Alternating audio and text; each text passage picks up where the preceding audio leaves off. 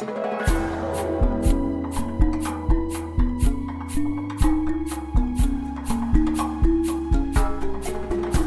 to BACKFENCE Unhinged, a sweet conversational dune buggy ride through the sand dunes of your day, afternoon, or night. You're about to hear a true story about what happens when your sex life has become a desert and you divulge a secret on a date in Joshua Tree with a guy named Josh. From the solo performer and actor who plays the mayor of Las Vegas in Hacks, Lauren Weedman. Then comes the unhinged part. We'll pry open the oyster shell of Lauren's story and uncover the unspoken raw pearls that lie within. Hello, Frayn. Hello, Andrew. Lovely reading as always. Thank you. I'm kind of picturing you on a dune buggy right now. I am. It's a good image with your crop of hair blowing in the duney breezes. I've got it. And I've got my seatbelt on. You do, of course. I want to talk food for a minute, Frayn. I'm curious, what is the most famous chef whose food you've eaten? In running a storytelling show, I met this Leather Stores, who's a famous Portland chef who's been in the New York Times, has cookbooks. And this was early on in the show, and I was really nervous to ask him to be a storytelling guest. And so he said yes. And then to work on his story, he invited me into his restaurant. And he cooked breakfast for me while we were working on his story. And it just felt like it's one of those little moments where I was like, I think I've made it. A famous chef is making me bacon and eggs. And the bacon was so good. And I'm sorry for any vegetarians/vegans out there for talking about bacon. But it was really a sweet moment, and just creating a show. All storytelling rehearsals should be like that. They should be. Somebody should be cooking me food. What about you? I was once in Las Vegas and went to Kraft, which is Tom Colicchio's restaurant. I don't believe he was there, but Target was picking up the bill. It was a corporate, and everyone ordered their steak, and they said, "Andrew, why don't you order the sides?" And I just said, I turned to the waiter and said, "We'll have one of each." The food was so good. Nice. Do you remember a particularly tasty side you had? It's always the asparagus. I mean, asparagus done right. Yeah. It doesn't get any better. Not the way your mother cooked it. No. I mean, mushed it. Yeah. I mean, it was terrible. It was really, really terrible. So we've got a really exciting guest, We Frayn. do. Who's coming on? Oh, let me do the intro. Thanks for that lead-in. Sweet lead-in. Lauren Weedman is a solo show performer, writer, teacher, champion equestrian trainer, and actor. One of those was not true. She's created 12 solo shows, many award-winning, and all very hilarious. Most recently, she played the mayor of Las Vegas in Hacks, Zamboni, anyone? And Patrice, the spicy personal chef in Sirens. Welcome, Lauren Weedman. Thank you. Happy to be here, you guys. Let's all over-enunciate everything after I've been a stumblemouth this morning. I get it. My teeth are always sliding around. I get it. Indeed. So what's going on in Los Angeles these days, Lauren? Oh gosh, so much. A lot of this is, every conversation I feel like I have with people is everyone going, nobody's really saying how scared they are. Nobody's really saying how freaked out they are. Like everybody's like, because whenever I say I'm unhinged constantly actually, and whenever I share that state, people are like, oh, that's so, thank you for saying it, because that's how we're all feeling. So it's like that here, and a little hot. Yeah, and a little hot on top of that. Yeah. And is your son in high school now? Oh, a little personal. Oh, I'm diving deep now. Yeah, totally. I usually don't claim to have a son, but okay, now it's out. I have now I'll never find a man. Thanks. No, he's in high school. He's a sophomore in high school. He got his ears pierced. How old were you when you got your ears pierced? I was actually 16. And my mom was really like I went to a dermatologist, so we'd have them done right. You went to a dermatologist, not Claire's. No, because she was very racist, and she's everything about her was like, well, I don't want to go to, there was a shooting at the mall at the earring tree. And so it's really not the same neighborhood anymore. I would never shop there. Like, she's just petrified of like the fact that the mall was not all white ladies anymore. And so she took a dermatologist where white people go to get their ears pierced, like just super overly. And I remember being like boring. And then the second pierce I got was literally from a drunk girl at a party, with an apple in the back of my ear. So that's the way it should be. Yeah, I've had it done that way too. I got my third piercings, second and third piercings, where a friend came over and with whiskey and a clean needle and did Yeah, them. just jammed it through your ear. Yeah. By the way, I don't think it's only white people who go to dermatologists, which is so that's such weird reasoning. Oh, I'm yeah. just gonna I meant say. like, to me, it's bougie. It's bougie to go to every doctor. And so bougie in my mind is so like, oh, yeah. I know black people are bougie too. But I'm talking about thanks. Now I'm a racist too, Frank. That's Unhinged. Is the whole theme of the show unhinged, or is the theme every time different? It's No, it's always it's unhinged. always unhinged. Oh, it's always unhinged. Oh, Yeah, so whatever. Oh, that's this the is name. great. Yes, Backfence Good, because Unhinged. that's Yes. that's how I walk into it. In fact, I went on a date the last the only time I've been asked out from being on stage. This guy after we went to have coffee, and he was like, "Well, you seem kind of unhinged on stage. I was just curious to see if you're going to be that unhinged in person." Oh my God! So So it was just a curiosity date, yeah, totally. And putting I'm you in a sure as petri he, dish. Did, yeah, did he ugh. did he give an assessment at the end of the night? Oh, I was pretty sure that was his assessment, but the fact he even told me that, I was Yeah. like, "Oh, I'm getting a real, uh, uh, yeah." That I no matter just the sound of my voice, I felt like I was punching him with every time I talked. He was like, "Ow, ow, ow, ow, ow, ow, ow!" Like it was just too loud, too much, too much. Too much, too much. Speaking of dates and unhinged, I'm excited to hear your story today. Do you wanna take us for a dune buggy ride inside your story? The dune buggy ride, I totally do. This is uh, I had the whole topic of dating is very like is always obviously for I'm sure I'm not the only one that finds it all very unhinging. But I had decided I wanted to, after COVID, I had the isolation and the intensity of being alone during that was too much of I truly was like touching the abyss the whole time of just Oh like yes. I'm all alone, there's nothing, why didn't I, I'm trapped with my choices and my choices were poor. And I'm so lonely, and I went through menopause during it. So I came out of COVID like 20 pounds heavier and not feeling great, and not heavy in like an embracing way, but bloated with mescal kind of heavy, and not healthy. And so I was feeling, and I didn't, and the menopause thing is a real situation to sort of be handling. Anyway, but I was like, the loneliness factor. I'm like, God dang, my friends are very encouraging. Like, you should get out there. People your age do it. Sometimes they like to dance too. Like they're really encouraging me to do it. Oh, there's And nothing worse than the phrase "people your age." yeah, I got that. Not only did I get that, when I started talking about the fact that I wanted to date, and I thought maybe if I mentioned it to people, they would like go, "Oh my God, my brother! Everybody he knows is dead. You're the one who's going to save him." Like there'd be somebody out there I'd be the perfect person.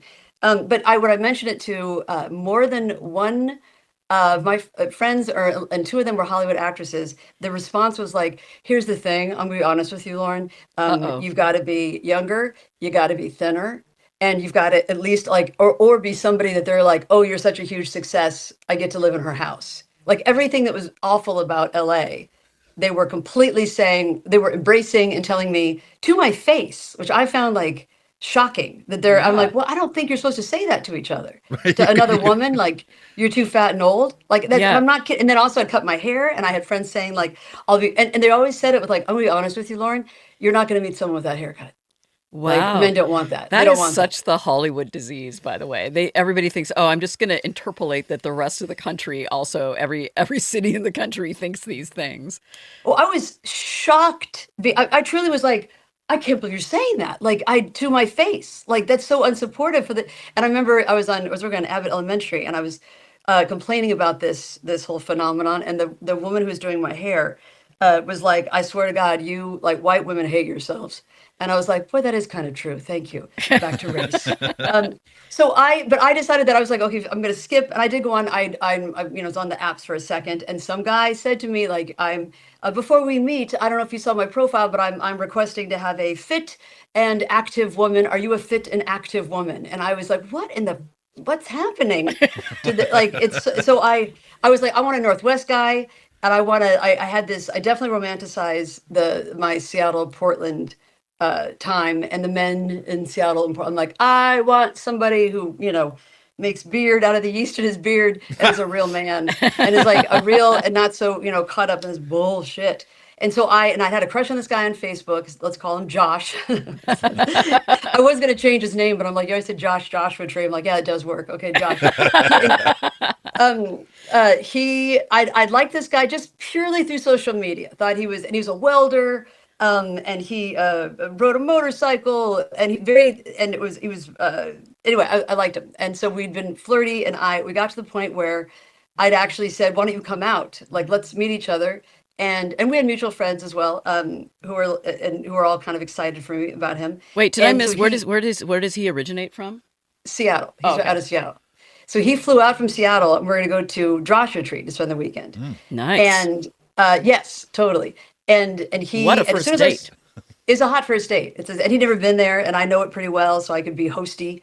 And it's a sexy place to go. It's dry, maybe not good for the menopausal woman. Sorry, all right. But I picked him up from the airport, and it was immediately I was liking him. He did have amazing eyebrows, like the longest eyebrows I'd ever seen, to the point where I was like, God, is this aging in the Northwest? They don't like trim the eyebrows. But that's all right. I figured if we go on, I'd trim them. Anyway, that's not really an important point. But it was attracted to him. It was good. And then we immediately were, very physical with each other. And there was a moment where I was trying to think how to get into this like physical stuff, like, but I just remember he's very massagey. He was doing a lot of mushing, and I was so scared about being touched. And I was so worried about just being, I had not been touched by a man in a very long time. Oh my. I know. And I was like, let me take off my apron. Help me untie that, will you, darling? Okay. And it was kind of like that. I felt like an old lady. I felt my age, and I felt super just vulnerable physically, and not that. And I was like, oh, this part I hadn't thought about. I'd forgotten that I'm a whole different like bag of mush these days. I feel like a science experiment as I'm aging more than anyway. But he did this thing where I just remember at one point he put his hands on my stomach, and he was massaging my stomach, just like, kneading the bread. But it was so sweet to me to be touched in that area that I started crying, and I had this moment of like, of vulnerability where I was like, wow, this is so. Can relate. Yeah, it was beautiful. And it actually was a second of like, wow, it's not only going to be okay dating at this age, how amazing. It's so much deeper. It's so much more intimate. And then I remember, I said that to him, and I shared that with him, and I was all weepy. And then at one point he was like, something I'd like to do is take a shower. And so we ended up, and I was like, oh my God, the lighting in that shower is like brutal. But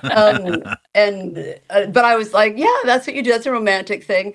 And in the shower, it was, and we're all very sort of like, flirty and sweet. But when we get in the shower, he starts like, it turned out that he had been caretaking for his ailing father for years and years and years and years. And he had to bathe his father. That was a big part of his job, because I was like, he was bathing me, like, cause he'd be like, can I get a hand? And he would, every hand, he's scrubbing me really. And at one point he was scrubbing the bottoms of my feet like there were hooves. Ooh. Like he was really like, scrub. Like it wasn't the sexy. Some muscle memory there. Yeah, totally. Like it wasn't this like sexy shower. Like I thought it was going to be this like, oops, oh yeah, sudsy. But instead he was just like, go ahead and turn around and get your back here. Okay, want to go ahead. Can I get your left arm? Okay, we're going to rinse now. Rinsing. And I remember I was like standing there, like I felt like cattle, because he was truly just like, and then he was like rinsing off the soap, and he's like, I'm gonna do one more on the feet and my toes, and he's getting in between my toes. And I was like, God, I really feel like I'm being like I'm a 90-year-old man, being washed by my nurse. But very sweet, still very sweet. And that whole weekend ended with him declaring like, I'm gonna come see you every other weekend. We're gonna keep this going. And like, this is a good thing. We're vibing. Wow. And love it. Yes. And he did come out every other weekend, which was incredible. And he's a chatty. He's real chatty. And everywhere we'd go, he would talk to everybody. And he was also I just remember being embarrassed by his constant, like, I would hear him, if he went to go get us a coffee or whatever, I'd hear him like, I'm from Seattle, I'm a metal worker, and yeah, I'm really enjoying my time. Talking to everybody. Right. And to the restaurants say, oh, I don't like to eat big meals. I'm a nibbler. I'm more of a nibbler. Was he Just, funny? Did you find him funny? he was, yes, he was funny, but there's something about, and I was warned about this. They're like, this guy's a genius. He's an amazing artist as well, and he's a little annoying. Like somebody said, like, he can be a little annoying. He's a little doesn't always read the room kind of thing. Sure. And he did a lot. I remember seeing him get into an Uber one time, and he goes right to the front seat. And the Uber driver's like, and I he gotta move opens my the- stuff. He's an Uber Yeah. goober. Yes, is that what they call him? Today, yes. Okay, that is such a good term, because that's when he opened the door to the, because he goes, and he goes, I'm a front seat rider. I always ride in the front. You can see that. I was like, oh God, like, and the person looked annoyed. And so he just talked to everybody everywhere. And he's just very, very, very, very chatty and never stopped talking, really. But he's also a good listener too. He also, like, so at a certain point, I remember we're at the pier in Santa Monica, and I had said to him, you know what? One thing that I've never done when I've started a relationship is tell them what I actually battle with the most, where I'm sure I come off as a very unhinged, unwell, mentally unwell lady, because of the fact that I've been in this marriage where my husband had this affair that lasted for like 3 years. And I had sensed that things were going on, and the woman that was around us, and I didn't know the affair was going on. But for years and years, this instinct of like something is wrong, but I couldn't put my finger on it. And of course it was always denied by my husband, like, no, we're talking about, she's just the babysitter. You're being weird. And so Oh, I God. had so much PTSD from that. And so anyway, so I was telling him that I definitely have realized since my divorce that I get insane when we're in certain environments, when a beautiful younger woman is in the environment. And I'm so embarrassed to say that out loud, because I'm such a feminist and I love that beautiful young woman who's coming in. But I will, if I'm with a partner or guy, immediately just think, well, I've lost. That's it. Oh. She's going to take him. Like, she's going to take him. That's so That's it. hard to talk about. That's so vulnerable. Like, it's a thing you really don't want to admit ever. No, no. It's so And hard. and also it wasn't at all the person I was. You'd never. I feel like you'd never guess that was who I was. I think that I'm that sort of. But I was like, I have a chance to maybe heal this, because I'm like, if he's gonna like mush around on my stomach, he could handle this. Like, he could Right. get in there deep. And so I was like, this is something. And he was like, I completely understand that. What can I do with that? And again, I was like, thank you, Northwest, for making this man. And he was like, what can I do in those times? And I go, I think it'd be amazing if I could just admit it, because I get an adrenaline rush, and I kind of black out in the way that I cannot think straight. Because I'm thinking that you're just lying to me. Like, if I don't care about what we're talking about, I'll think, oh, you're just messing with me. Like, I'm being played. Like, I just get crazy. Trauma And I go, I response. don't know if it'll come back, but it may, whatever. I go to visit him for the holidays and in Seattle. And at one point, I don't know why this, I met his friends and went to a little gathering. And there was a woman I met there who was, I forget how he knew her, whatever. He's a part of his family friends. And she worked in hospice, and I offended her because I made some joke about, it wasn't even a joke. She just said she worked in hospice, and I was like, oh my God, these hospice, as we all know, such incredible people, angels amongst us.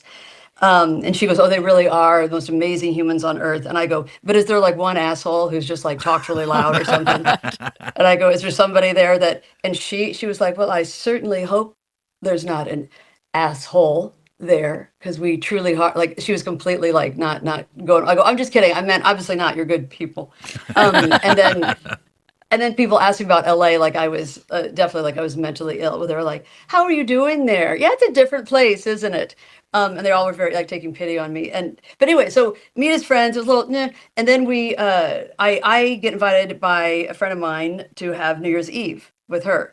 My friend Sandy, and Sandy was like, oh, and Sandy's Brooklyn, and she's always doing it right. Like, I'm gonna do it right. We're gonna have like a party. It's gonna be amazing. And then she tells me the night before, I don't right before we're about to go. I know it was, I didn't know initially what the vibe was going to be. She was, it's a perfect gathering. I got the best guests are going to be there. There's going to be an actress that knows you, that you worked with, and then this like celebrity chef is her boyfriend, and he's going to cook the whole dinner. And we're having a my initial response is, oh no, please, not an actress from Hollywood and a celebrity chef. Like, that's exactly what I don't want. Like, I'll take the crabby hospice worker, the earnest. Right. You're already having a whole little hot ball of feelings about I'm in this. Seattle to get away from that. Yes. And I didn't want this whole thing of like, isn't this so fancy? Aren't we all great? We're all so special. I didn't want that vibe I just didn't want the LA thing around it. But Josh was really excited, and he was, and I was also like, oh, I'm sure it'll be a fun night for him too. That'll be, and fun for him to experience the celebrity chef stuff. So we go we get there, and Josh just sits there the whole time. I remember he just was sitting there, and here's this guy that in every environment he never shuts up, like truly never and he'll be like, I really talk a lot. Lauren doesn't like it. She says I talk too much. Sometimes I wear socks with my sandals, but that's okay. The kids do it too. He's just like da da da da da da, and then all of a sudden he's super quiet. He's just sitting there and he's staring at the actress, like just staring at her, just like, and his eyes just sort of like, wowza, like, ooga. Like your worst nightmare coming true. That's what I'm seeing. And he looks stunned. He looks, because she's so, and she was very LA, sort of Hollywood lead. She was the lead in the show, and I'd been a guest on the show for I think one episode, and I played a drinky, gross like aunt who everyone's creeped out by because I'm drunk at a wedding, and everybody's like, ew. And she kept referring to me as my character name. She was like, "Come on, Aunt Janice." No. And I was like, oh, it's such an unsexy name. Do you know, the whole thing? I was like, oh, unsexy name, unsexy character, everything. And she's the lead of it, and she's also, of course, gorgeous and and very dynamic and full of life and full of energy and stuff. The actress, and then she's talking about she's bought this property, and they're so excited. She bought this house, and there's horses on. She's always wanted horses, and I'm sitting there, and I'm like, I want to throw up. I'm so overwhelmed with just like, oh my God, this is. And I'm like, Lauren, keep it together, just because she's had, and I'm feeling more and more insecure, right? Just insecure, and mad at myself for being this age and being insecure. Like the last thing people want is, as an insecure old lady. I get it. We want our matriarchs wise and centered. So we sit down for dinner, and I'm definitely coming a bit apart, but I'm trying to like focus in and still like I'm making jokes like crazy. And we sit down, and the chef comes in, and he sort of like presents us with our meal and puts down all these huge bowls of food that he made and stuff. And it's very like family style presentational, whatever. And every time he puts a bowl down, and we all take a serving, Josh jumps up and he'll take the bowl and he'll take it away from the table. Like he keeps clearing the table. And the chef is going, no, it's okay, man. Leave it on the table. It's a family style. I want people to be able to eat it. Sort of the presentation. I want everyone to see all the food out. And Josh, oh, okay, sorry. And then he did it again. Like he put down a salad. We'd all take, and then Josh would jump up and clear the salad. And I'm like, everyone's like, hey, man, you keep clearing the plates. We're asking you to keep and it got to the point where we're all like, what's up with it? And people are also laughing like, hey, bring it back, please. Finally, seconds over this way. So you guys are, you all are both having this weird trauma response to the situation somehow. You're right. And I was so blinded by my own, of course, I couldn't see what he was doing. I was just like, why is he acting so abnormal? Like when I'm also being a freak, but I'm hiding it better. And so, or I think I am. And then at a certain point, we're like, could you, like, hey, bring it. And finally, the chef gets kind of mad. He was just like, hey, bro, leave it on the table, man. And Josh he goes, oh, I'm so sorry. And he takes the bowl and he goes on his knees and holds the bowl over his head and crawls like a I don't know, it was like Egyptian slave, like he's like crawling on his knee, and he presents it to the actress, like, so he's right in front of her, like, and I just have this image of him on his knees bowing before her, like, I worship you, is all I'm seeing, and he presents her with the bowl, and she was like, oh, thank you, and there was something about, I was like, okay, I've got to go, I have to get out of here. Like, he is completely obsessed with her, and he's on his knees in front of her and is so focused on them, only on them, only them. And so I whispered to him, I go, remember that thing I told you about? I'm having it right now. And I think I have to go. Like, I'm really feeling like I want to go. I'm about to get up from the table and leave. Like, I'm freaking out in a way that I shouldn't. And I'm whispering this, and then he goes, "Oh, she wants to go. I don't want to go. No, No. I'm having out a really good loud. time." And he Oh, announces that, oh yes, he's very good. He was just like, "I don't want to go. Oh, can you wait till after the dessert? Oh man, I was having a really good. I wanted to see what we're gonna go outside for the fire." And he's Gaga, and I was like, "Oh my God, I told you." I did, and then and then I do this like, "Oh, why don't you stay? Oh, you know what? Why don't you just stay?" And this is exactly what would happen is I get really, I go, "Why don't you stay? I'm gonna leave. I'll come back. I'll pick you up later. Will that be fun for you? Okay, bye." Just crazy, crazy. And everyone sees, and people are like, "You're gonna go right away?" Like, and Sandy's like, "What's going on?" And everybody, it's been this big party, is like, "What's happening?" And I was like, "I don't know. I just feel like I think I had the flu. I better go." And oh my and God. then and I'm sure I got out of it smoother than what I felt. And we get outside, and I just remember I was like, I had this right outside the door. I go, "Josh, I just told you that I was feeling this. I told you this was my issue, and I warned you about this, and you said to tell you." And he goes, "Yeah, you did, but I didn't know it was going to be that bad." Like, that's really crazy. Like, I thought it was just you being sort of like, "Oh, I'm insecure. She's got a mini skirt on," but this is really like you really seemed. And I was like, "Oh, for God's sakes, that is so completely." I don't really have an ending to that. I just was. Well, I do have an ending. We broke up. The perfect ending. The perfect ending. Still friends. Still friends. Still Though. friends. Good. Oh, that's good. Still good Yeah. friends. Still Well, friends. well, Yes. he'll enjoy listening to this then. He will actually. He does love stories about himself. I will Oh, there you Oh, go. oh, All right. Well, oh. it's a good thing you Yes. didn't change his name. Lauren, what an incredible story. That was so good. And so, funny, but yet it's so raw and vulnerable, which is something you're so great at doing in storytelling and in your solo shows, and all your work is Oh, so great. Um, So it must be time for Bree's Hot Minute. Sure is. So Powell's bookstore manager, Bree Hogue, has been listening and in her own dune buggy and is now going to share some tasty book recommendations based on themes from Lauren's story. My first recommendation is Eleanor Oliphant is Completely Fine by Gail Honeyman. In this book, Eleanor is struggling with a recent breakup and memories of a traumatic childhood. It's a weirdly funny and wonderful story about human connection amidst a mental health crisis. I've also heard people say it accurately describes PTSD episodes. I recommend this book to everyone. The next book is Funny You Should Ask by Alyssa Sussman. In this book, a writer interviews a famous actor, and the two have a connection that plays out over a long weekend. 10 years later, the two reunite for another interview and both remember what happened in that first weekend, each reflecting on how the article affected their lives.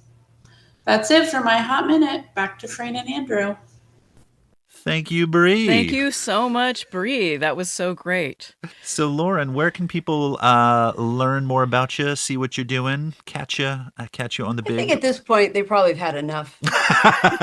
Let's let them off the hook. Do you think that they're like, "Wow, I've got to find more of her very psychologically." I'm on Instagram. Right. At Lauren. What do you say when it's a line between it, but it's Underscore. it's not a hyphen? Underscore. Underscore. That's right. I knew that. Sure. Lauren underscore Weedman at Great. Instagram, and I'm getting ready to do Substack, but I'm not. God, that's taking me forever Sure, to launch sure. that. It's a big step. It's a big step. It is. It's a big It's stack. bigger than you think. Okay. Okay, and so real Girl. quick, what is a sort of seemingly innocuous thing that makes you unhinged? When people say, "You're good," when you do like, or no worries, the same thing. Right. Like, let's say I came in, I was like, "Oh God, sorry, I thought I grabbed that pen. It's your pen." And then you could tell they're not quite listening, and they're like, "Oh, that old lady's talking to me," and they're like, "Oh man, you're good. You're good. Don't worry about it. It's all good." There's something about the no worries and all good that always I have to stop myself from going like, "Oh really? Am I all good? Is it all good? Yeah, know am I me? all good? Is that I that was all mean- good?" Lauren Weedman reading more into the moment than what's there. I don't believe yes, it. I know. Oh, man. Lauren, thanks so much for being our guest today. What an awesome story. Thank you, Lauren. Thank you, Andrew, for being the co-host, my co-host today. Thank you, Frayn, for the same. And thank you to our fabulous behind-the-scenes editor and producer, Julia Oppenheimer. Frayn masters me as executive producers. Frayn masters and Andrew Dickson, our co-hosts and co-creators. Thank you to musician and frontman for Lost Lander, Matt Sheehy, for creating our theme music. And thank you to Powell's Books and Kiln Co-working Space for making this episode and our live shows possible. We recorded this show at X-Ray FM. Find them online at 91.1 or 107.1. And you can find out more info about Andrew and me and Backfence storytelling shows and workshops at backfencestorytelling.com. Bye. Bye. Bye.